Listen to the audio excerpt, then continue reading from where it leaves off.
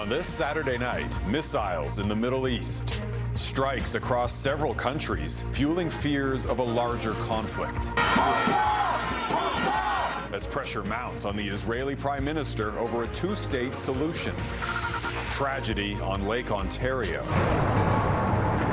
The frigid, frantic recovery effort after a vehicle crashes through the ice. Heading to New Hampshire, the Republican primary billed as Nikki Haley's last hope to stop Donald Trump.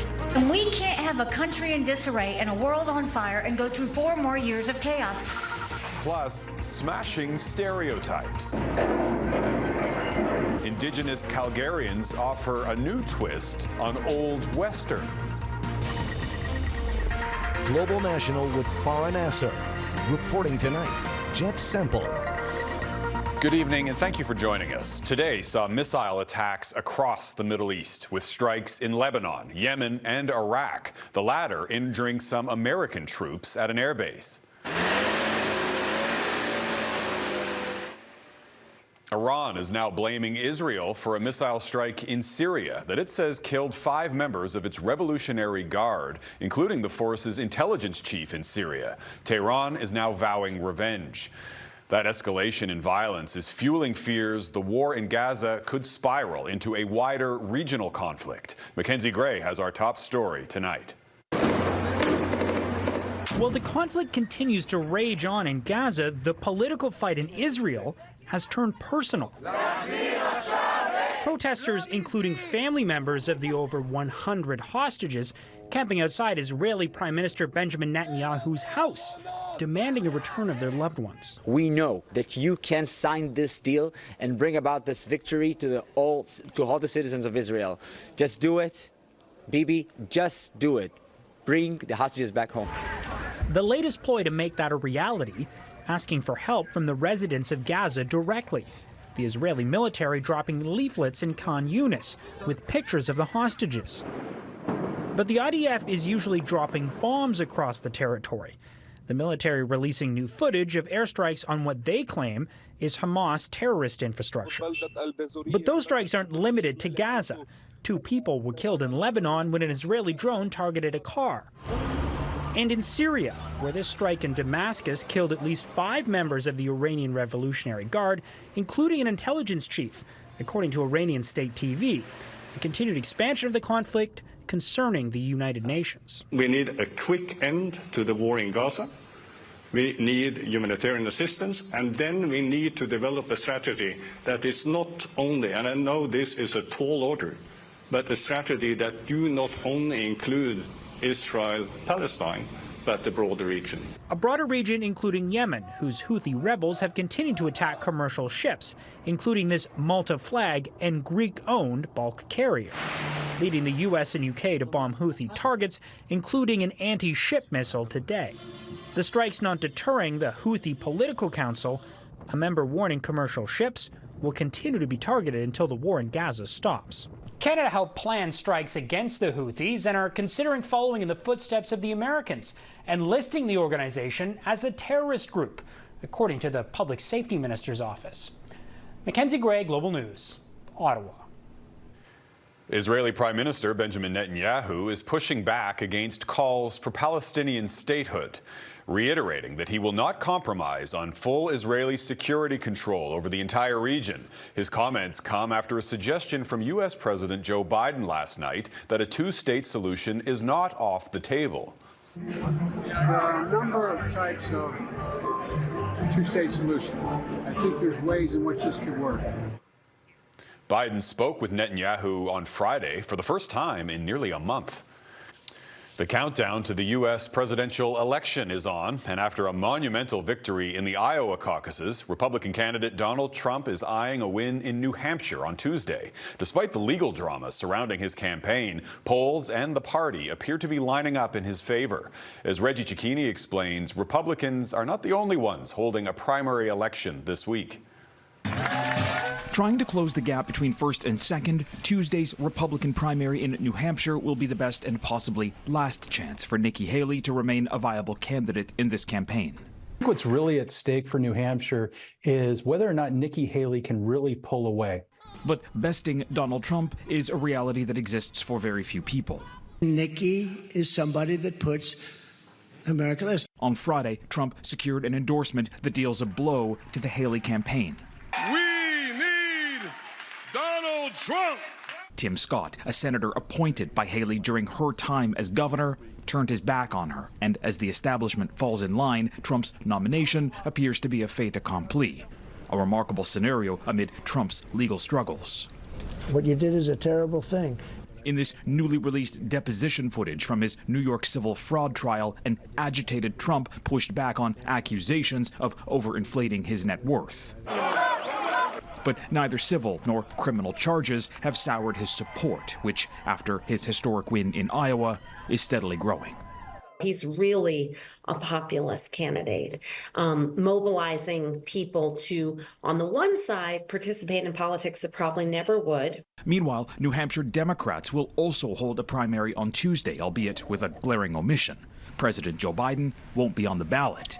He didn't register to run after the state refused to cede the rights to holding the first Democratic primary to South Carolina. It was all designed to please one congressman, Jim Clyburn from South Carolina, who arguably is the person most responsible for Joe Biden getting the nomination in 2020. Biden supporters are now scrambling to put together a write-in campaign in New Hampshire to avoid a poor showing and provide fuel for Republicans who claim Biden to be a weak candidate. Reggie Cecchini, Global News, Washington. Donald Trump, I invite you to Ukraine, to Kyiv. So if you can stop the war during 24 hours. Ukrainian President Volodymyr Zelensky responding to Donald Trump's claim that if re-elected, he could stop the war in Ukraine within 24 hours. Zelensky described that rhetoric as very dangerous, noting the lack of details in Trump's plan. The Republican frontrunner has repeatedly claimed he could negotiate an end to the war because of his relationships with leaders on both sides. February will mark 2 years since Russia's full-scale invasion. Police say an 18-year-old man has died after his vehicle crashed in Toronto's harbor. It took crews several hours to pull the Jeep out of the icy water. No one was found inside, but nearly 5 hours after the crash, officials say the driver was recovered from the water and transported to hospital. He was later pronounced dead. Police say the vehicle was sent off the road into the water after it lost control and hit another vehicle early this morning. The other driver was also taken to hospital. Federal ministers will meet in Montreal Sunday night for a cabinet retreat ahead of Parliament reconvening later this month. One of the issues topping the agenda will be health care, with many hospitals overwhelmed and patients facing long delays. Our Eric Sorensen spoke with the minister in charge of Canada's healthcare system. Eric. Jeff, in spite of what Canadians are seeing in overcrowded emergency rooms, the federal health minister insists changes are happening to make Canada's healthcare system better. On this week's edition of the West Block, Mark Holland says billions of federal dollars earmarked for the provinces a year ago are transforming healthcare, and that more provinces will sign on to the agreements in the next several weeks. You're seeing immediate results in these bilateral announcements, which are very explicit about exactly what improvements are going to happen to the healthcare system. You also are going to see annual report cards, so you can see how your province or your territory is doing relative to the commitments that were made and see that year-over-year progress. Yet doctors say they and Canadian patients are still not seeing shorter wait times, less gridlock with hospital beds, or an increase in staff. Doctors told us the political leaders need to collaborate not just with each other, but with health professionals to find solutions. We've gotten very good at naming the problem. We've identified solutions. We haven't been the greatest at implementing those solutions. One solution being pursued by Premier Doug Ford and the Ontario government is more private clinics for MRIs, CT scans, as well as knee and hip surgeries. The federal health minister says Ottawa will ensure that two-tier health care does not become part of the Canadian health system. We're not going to allow that to happen. Let me be very clear. Canada and Canadians are deeply proud of having a public health care system. We know that not only is it a deterioration of care to allow private care to expand, but it really has a huge injurious impact on costs as well. It's way too expensive. The Ontario government insists the private clinics will still be publicly funded. Patients will use their health card, not a credit card. But it's also clear that Ottawa will be watching closely. Jeff? Eric Sorensen in Ottawa. Thanks, Eric. And you can watch Eric's full interview tomorrow morning on the West Block. That's right here on Global. Families in Atlantic Canada are sounding the alarm over a change in support programs for children who are blind or visually impaired. The Atlantic Province's Special Education Authority is reducing services and relying more on virtual training. As Vanessa Wright reports, families say the changes will have devastating impacts on students. I don't have Newfoundland, PEI, New Brunswick coming. Families from all 4 Atlantic provinces are hoping the power of numbers will change a decision that they say leave devastating impacts on their blind and visually impaired children. I've not been able to engage my kids since they changed the model. They have no interest in sitting in front of a computer screen. They spent years during COVID doing that. At issue is a change to the short-term programs offered by the Atlantic Province's Special Education Authority, also known as APSI. The agency would offer 1 to 2 week intensive training interventions in Halifax for visually impaired students that taught them life skills like how to safely and effectively cook, clean, and use public transportation. But APSI says they've adopted a new virtual model.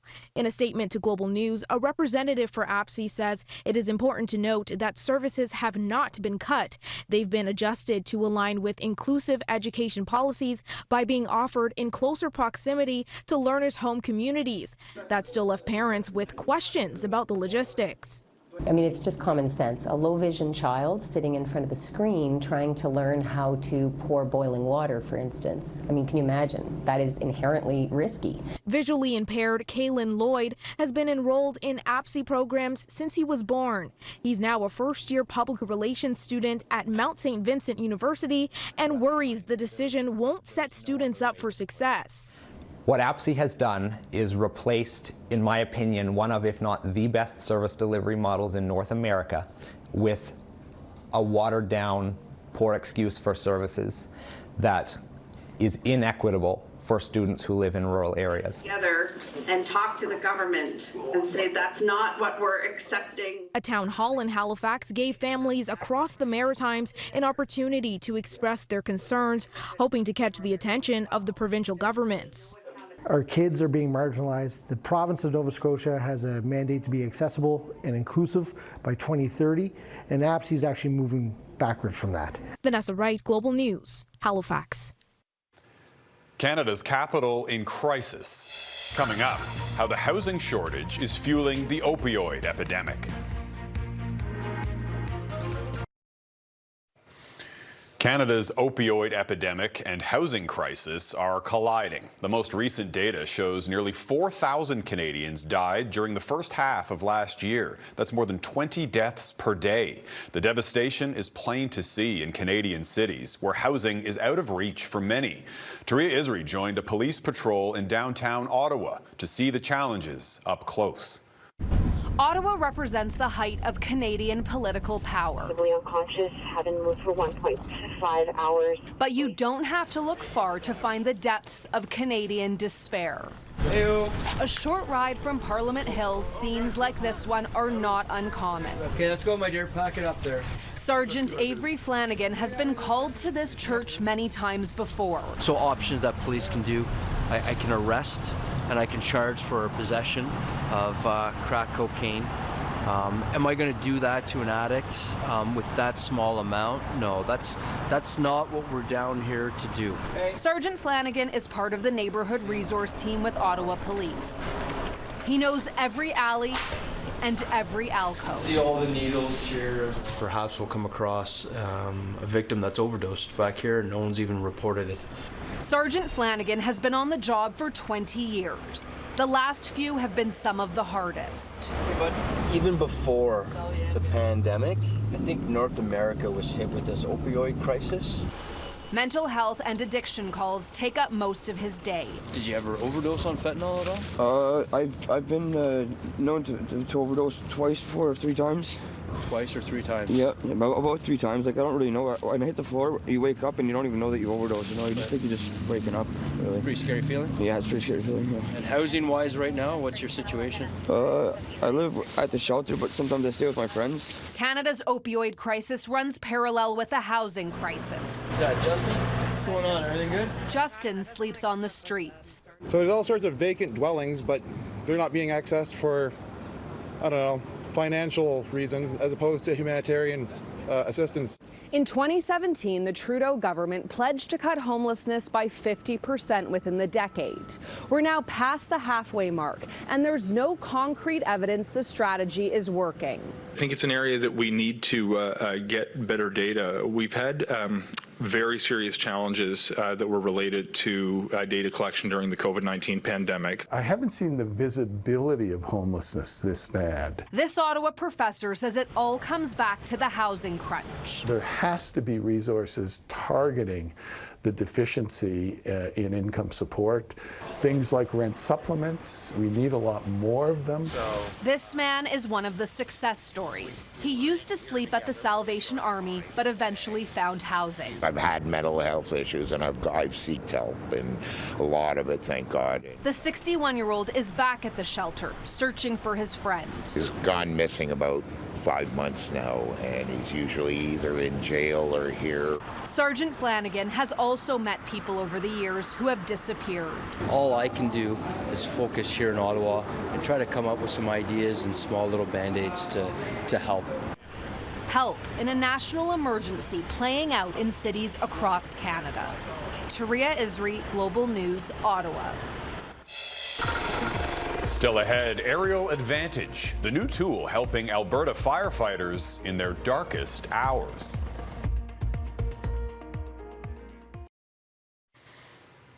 After last year's record-breaking wildfire season, crews across Western Canada are now looking to new technology to help in future fights. Warmer temperatures that fuel fires during the day often cool at night, offering an opportunity for firefighters to gain the upper hand. It's why Alberta has added a new tool capable of tackling wildfires from the air in the dark.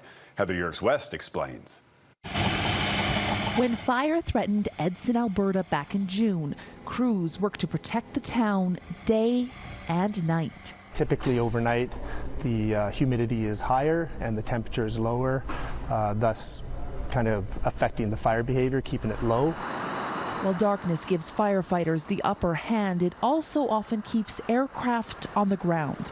Helicopters and water bombers unable to see the situation properly at night. But not anymore. Back in 2018, Vancouver's Talon Helicopters bought a Dolphin Airbus chopper, the type used by the U.S. Coast Guard, and made it night vision ready. All the lighting in the interior and all that was changed, so it's compliant with using night vision goggles at the time. Over the last several years, it's been used at night by BC Search and Rescue and BC Ambulance. It was also piloted by BC Wildfire in 2020. Things went well with that, but nothing came of it over the next couple years. BC Wildfire says it hasn't had enough time to integrate the technology into its fleet. But one province's loss has been another's gain. Last summer, the helicopter spent 115 nighttime hours fighting wildfires across Alberta. Typically, we would go out kind of just before dusk, get good situational awareness on a wildfire, and then fly through the night till about 3 or 4 in the morning. Alberta Wildfire says the helicopter was an invaluable tool through the record-breaking fire season of this past year. But while Canada saw more than 18 million hectares burn, so far Alberta is the only Canadian jurisdiction using the air support able to fly at night. Heather Yerkes-West, Global News, Calgary. A new spin on the Wild West. Up next, the Calgary group using movies to tackle old Indigenous stereotypes.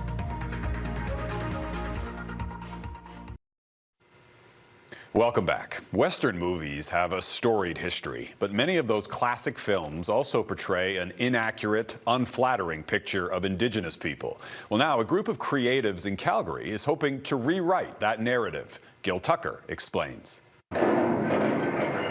Images and action from long ago, If we go down, paired up with the sounds of today. Indigenous and non-Indigenous Calgarians coming together with a new take on the Old West. The show's called Indians and Cowboys. We flipped it around and we're trying to retell the history. What do you know about Treaty 7? A production by the Making Treaty 7 Cultural Society, featuring big screen scenes going back 100 years, with live music and new dialogue dubbed in. But there's no word in our language for surrender. When you watch these old westerns, often the Indigenous people are the losers, running from a burning teepee waiting for a white man to save them. And so we're flipping that whole narrative. We have white people dressed up as natives, wearing braids and bad buckskins, and that's what we're making fun of. They're just really silly when they kind of depict what we're all about and how we dance, and I really get a kick out of some of the scenes. Why don't you hop in and mansplain all about this bounty? Now that floodgates are open for all of our tribes to tell our stories, and tell the correct story. So has our woman it's really good for our youth because then it empowers them. gone to a town that we shouldn't have. And even though this is kind of a wacky project and there is a lot of humor, it's actually touching on a really, really important themes as well, which is like, how are we going to get along from this point forward? I'm still trying to figure out what surrender means. And that is the beauty, finding voice for all people that call this territory home in an indigenously led way. And it's about bringing people together and creating conversations. Gil Tucker, Global News. And that is Global National for this Saturday night. I'm Jeff Semple. Tonight's Your Canada is the Saskatchewan Legislative Building in Regina. Thanks for watching. Colleen Christie will be at the anchor desk with you tomorrow. Have a great night.